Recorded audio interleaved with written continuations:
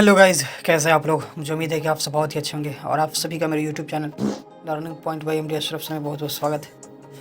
तो आज जितने भी डिपार्टमेंट में जॉब के लिए उसका फॉर्म निकलता है, उसके संबंध में सुप्रीम कोर्ट ने कल बहुत बड़ा एक निर्णय दिया है। उसने कहा है कि जब किसी भी विभाग की भर्ती की प्रक्रिया जब शुरू हो जाए, उसके बीच में नियम नहीं बदल सकते हैं। अगर से नियम बदलते हैं तो भर्ती जो है रद्द किया जाएगा। उसकी कुछ शर्तों से जो है उसने जो है बातें कहीं, इसके बारे में हम लोग बात करेंगे। अभी तक अगर आप मेरे चैनल पे नए हैं तो प्लीज़ मेरे चैनल को सब्सक्राइब करें, लाइक शेयर करना ना भूलें, अपने दोस्तों तक जो है जितना ज़्यादा हो सके वीडियो को शेयर करें। जैसा कि आपको दिख रहा है स्क्रीन पे साफ साफ दिया है कि नई दिल्ली से विशेष संवाददाता के द्वारा कहा गया कि सुप्रीम कोर्ट ने सरकारी नौकरी में भर्ती प्रक्रिया को लेकर गुरुवार को अहम फैसला दिया है।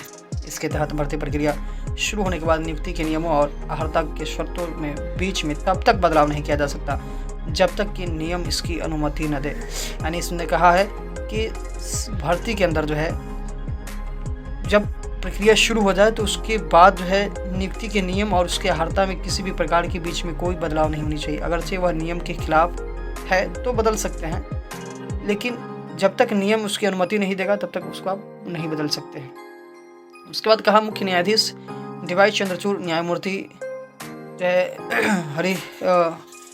हृषिकेश राय, पीएस नरसिम्हा, पंकज मित्तल और मनोज मिश्रा की संविधान पीठ ने यह फैसला दिया कि पीठ ने ये कहा है कि भर्ती प्रक्रिया की शुरुआत में अधिसूचित चयन सूची में रखे जाने के लिए पात्रता मानदंड बीच में नहीं बदल सकते। अब तक कि मौजूदा नियम अनुमति न दे या भर्ती के लिए विज्ञापन मौजूदा नियमों के खिलाफ न हो, यानी जब तक विज्ञापन आपका नियम जो मौजूदा नियम उसके खिलाफ नहीं होगा, जब तक कि उसके अंदर कोई किसी भी प्रकार की चेंजिंग नहीं कर सकते।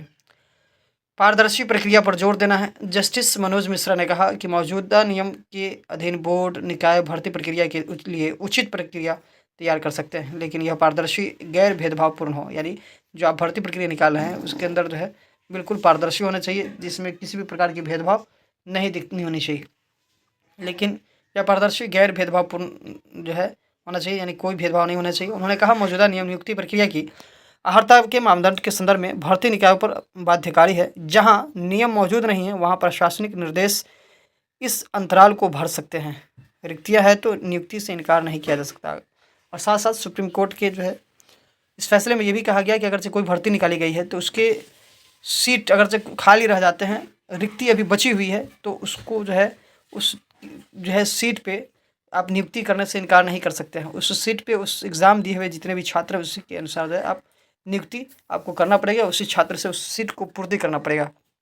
पीठ ने कहा यह सही है कि चयन सूची में स्थान पाने से नियुक्ति की अपरिहार्य अधिकार नहीं मिलता और राज्य या भर्ती निकाय समुचित कारणों से रिक्तियों को न भरने का विकल्प चुन सकते हैं। यदि रिक्तियां हैं तो सरकार हो या भर्ती बोर्ड हो या निकाय हो, चयन सूची में प्रतीक्षा या विचाराधीन आवेदक को नौकरी देने से मना नहीं कर सकते। यानी चयन सूची में प्रतीक्षा सूची में आप रख सकते हैं या उसको नौकरी देने से जो है मना नहीं कर सकते, उसके ऊपर विचार कर सकते हैं। यानी साफ साफ कहा गया कि अब अगर से सीट खाली हो तब जो है आपको जो है उसके ऊपर जो है चयन सूची के लिए जो है आपको जो है प्रतीक्षा सूची जारी करना पड़ेगा, या सप्लीमेंट्री रिजल्ट हो या किसी भी प्रक्रिया से हो, आप जितने सीटों पे बहाली निकालें उन तब सभी सीटों पे आपको वैकेंसी को जो है पूर्ण करना ही पड़ेगा। ये सुप्रीम कोर्ट का बड़ा नियम है। खेल के बीच में कोई नियम नहीं कर सकते हैं चेंज। TRE 2.0 में खेल के बीच में नियम चेंज किया गया था। TRE 3 में भी जो इसी प्रकार से नियम चेंज किया गया।